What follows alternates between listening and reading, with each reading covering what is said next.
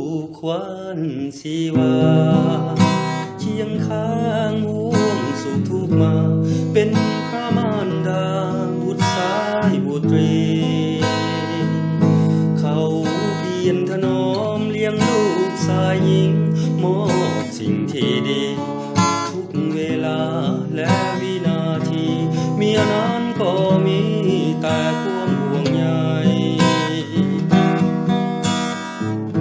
วันนี้เมียเฮาต้องเข้าปิ่นปัวเมียเอ๋ยอย่าได้หวั่นกลัวทั้งลูกและผัวอยู่เพียงสิใกล้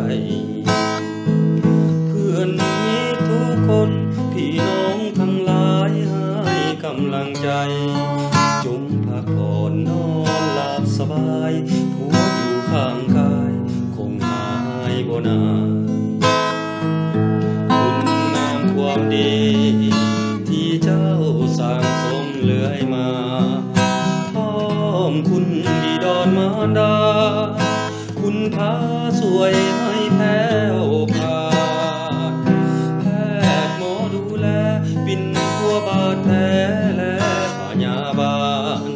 ที่บ่ดนคงคืนสู่บ้านครอบครัวเฮือนศาลท่ากินลำนา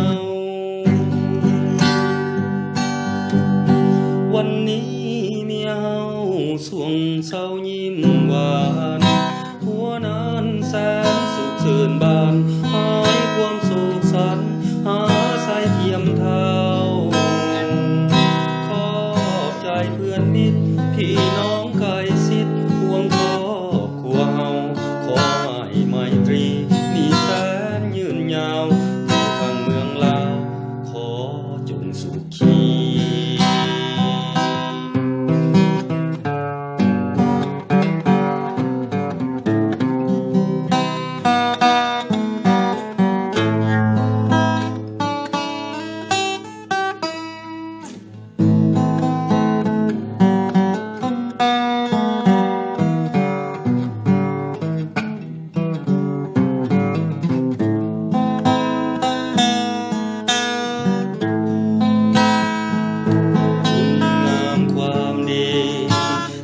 เจ้า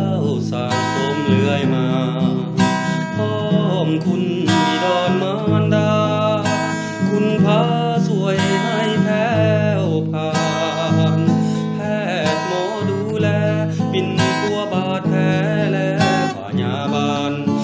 อีกบ่ดนคงคืนสู่บ้านครอบครัวเฮือนศาลทางกินลำนาวันนี้สวงเศร้ายิ้มหวาน